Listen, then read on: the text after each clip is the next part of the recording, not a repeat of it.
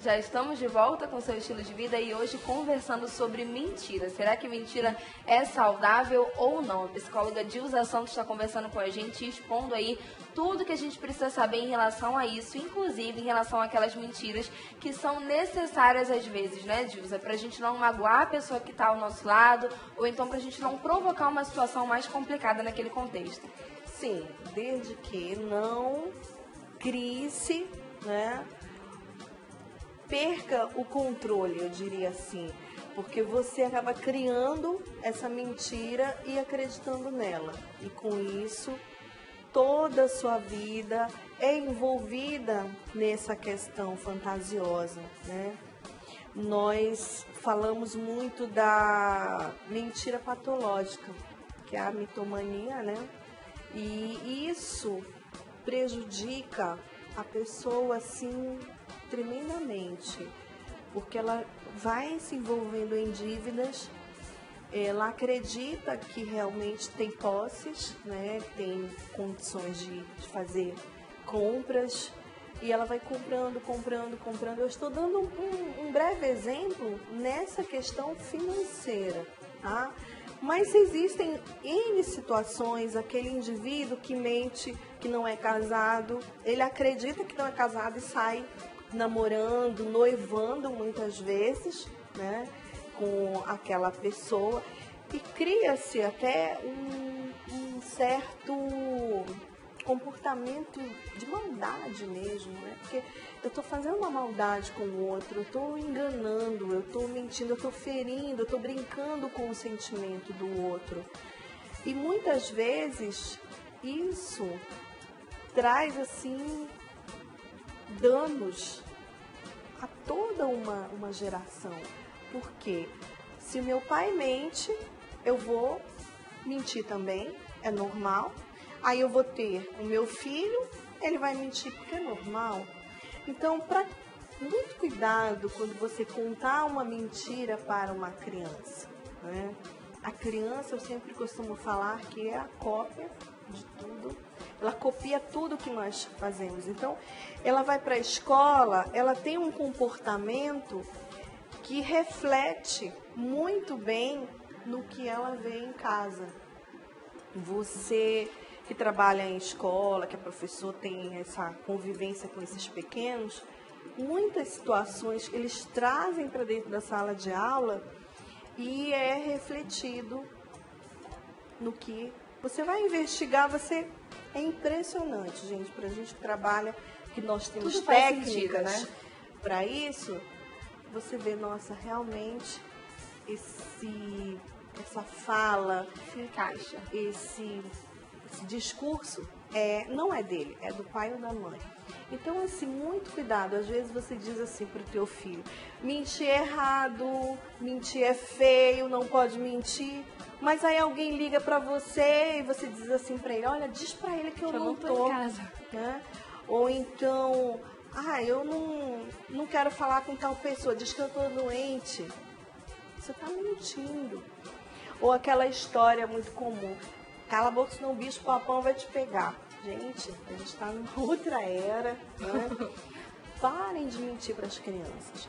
E outra questão, quando você não pode realmente descrever, dizer assim, não pode fazer isso, não é só dizer não pode, mas também não criar uma mentira em cima do não poder, da negação, né? Mas dizer, olha, não pode ir por isso. Claro que tem algumas linguagens que você tem que adequar nessa fala com a criança, mas também não criar uma mentira para cobrir uma outra situação. É importante hoje nós termos mais habilidade, porque as crianças, viu, Isabela, elas estão muito atentas, muito espertas. Elas sabem tudo, é impressionante. Às vezes elas discutem com um colega assuntos sobre política. Você fica assim, como, né? Eu, na minha época, só queria saber de brincadeiras, não queria saber de nenhuma situação. Mas é porque ela está inserida nesse contexto, elas têm uma facilidade muito grande das informações, né? Uma criança hoje muito fácil, chega na internet, já faz a pesquisinha dela. Então, temos que ter esse cuidado. Não é porque o dia da mentira, hoje pode mentir. Gente, as pessoas mentem sempre. Não precisa ter o dia da mentira, precisa se ter... Vamos criar o dia da verdade. Seria excelente. Aquele dia que você não fez nenhuma mentira. Você já passou? Tentou experimentar o dia da verdade? Seria interessante. Nós temos mais uma participação de uso ainda, Eduardo, e ele pergunta o seguinte: como ser sincero sem ser agressivo? Ou tenho que manter a omissão mesmo quando acusado de falsidade? Bom dia para você, Arlen. Bom dia, Arlen. Boa pergunta. Como ser sincero sem ser agressivo? Isso é um problema mesmo, né? Porque às vezes, a minha mãe sempre diz, existem duas formas de você dizer alguma coisa. E às vezes a gente diz de uma forma um pouco agressiva, um pouco ríspida. E pra gente parece normal, né? Parece bem tranquilo e a outra pessoa sofre com isso. Exatamente. Não podemos exigir do outro que não tem um preparo, uma técnica de falar determinadas situações ou de dizer algumas verdades, né? Às vezes a pessoa ela não está preparada, ela age por impulso, a emoção fala mais alto, aquele momento de raiva, né? Então, a dica que eu dou para o Arlen é que quando ele estiver com mágoa, com raiva, deixar passar um pouco, né, aquele momento, e depois estiver com a cabeça mais fria ali, tranquilo, ele realmente converse com essa pessoa, porque provavelmente essas verdades são ditas nesse momento de raiva, de alguma mágoa. Tem as pessoas, gente, elas têm o direito de não amanhecer sorrindo. Elas têm esse direito. Elas têm o direito de chorar, elas têm o direito de reclamar, desde que não afete o outro, desde que esse momento dela, que ela não está bem com ela mesma, não afete as pessoas com quem ela tem essa relação, tá? Você não pode exigir do outro estar sempre rindo, feliz, de bem com a vida.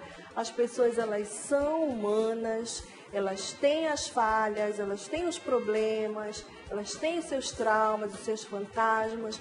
Então, esse perfil de perfeição só em Facebook.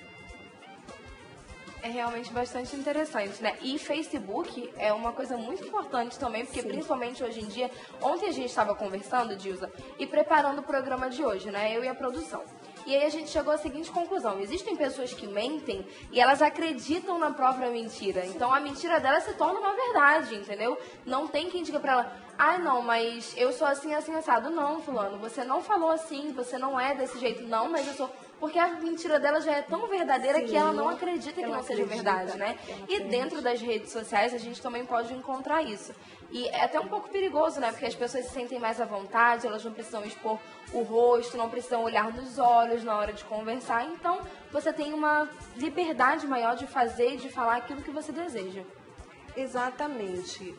Essa questão do perfil perfeito de Facebook, que eu costumo falar, é que você, claro, sua vida é particular, você não tem que expor. Eu sempre costumo falar, né, nas minhas observações na rede social, não fale seus problemas no Facebook, procure um psicólogo, né? Então, não necessariamente você precisa criar uma mentira para aquele perfil. Claro, eu não estou me sentindo bem, eu não vou colocar que eu estou mal. Então não coloca nada. Tira esse dia para você ficar tranquilo, refletir um pouco na sua vida, até porque você não vai estar preparado se você colocar lá: estou linda, maravilhosa. Se você não está bem, você não receber as curtidas que você precisa, você vai ficar pior. Se alguém for lá colocar um comentário que você não concorda, também vai te afetar. Então, eu aconselho a pessoa nessa fase, que ela não está muito bem, dá uma pausa nessa rede social, vai ler um livro, vai fazer um exercício, vai ver um filme. Gente, tem tanta coisa legal para se fazer do que ficar ali presa no computador. Conversa com a família, né? Que hoje esse diálogo está se perdendo. Para quem tem filho, brinca com a criança, vê as tarefas da criança. Tem N atividades para você, inúmeras atividades para você fazer sem estar se expondo a essa questão. Em relação a esse perfil mentiroso, muito cuidado. As empresas hoje, as seleções, elas estão sendo observadas muito nas redes sociais, tá? Muito cuidado com o que você posta. Eu já falei sobre esse assunto, eu reforço que a mentira que você expõe ali, ela vai te prejudicar profissionalmente antes até de você ser contratado pelaquela empresa, porque ela vai fazer uma seleção e ela vai lá ver o teu perfil, porque hoje em dia todo mundo tem perfil, né, no Facebook, e vai ver lá que você faz aquele currículo, que você é o máximo, né? E muitas vezes você acrescenta muito mais naquele perfil. Ou, de repente, você manda um currículo, lá embaixo tem pessoas que fazem isso. Eu preciso muito desse emprego, porque eu tenho um filho, eu preciso pagar. Tem isso, que eu já peguei um currículo assim, que realmente descreve lá, não é aconselhável, tá, gente? Isso não façam, mas existe isso. E aí a pessoa vai no teu perfil, você está com uma taça de champanhe na mão, você está em viagem, dizendo que foi para tal lugar, está na night, feliz da vida. Realmente você está precisando de emprego, você está tão bem que eu vou dar essa vaga para alguém mais realmente que está precisando desse trabalho, porque você não parece estar, você está muito bem. Como diz, nem tudo aquilo que é parece ser, né? Ou nem tudo aquilo que parece ser realmente é. É um pouco importante que a gente tome cuidado com isso. Exatamente. Então não crie essas fantasias, porque elas também irão lhe prejudicar. Se você quer afetar alguém, eu vou colocar isso só para a pessoa ficar morrendo de raiva, tudo bem, mas tenha muito cuidado, porque você não vai afetar o outro, você vai afetar você mesmo. Nós vamos fazer mais uma pausa aqui no nosso bate-papo, mas a gente já tem mais participação dos nossos telespectadores e quando a gente voltar, a gente volta com a sua participação. Se você quiser que o seu nome também esteja aqui incluso na nossa participação, na nossa entrevista, na nossa conversa, se você quiser também a resposta de alguma pergunta que você tiver, é só enviar pra gente através de 92 código de Manaus 98111-4512. Tá aí na sua tela, não tem nem como confundir. É bem fácil também, o número de todos os dias já dá para você gravar ou então salvar aí no seu celular para você estar sempre em contato aqui com a produção do Estilo de Vida. E a gente volta já, não sai daí.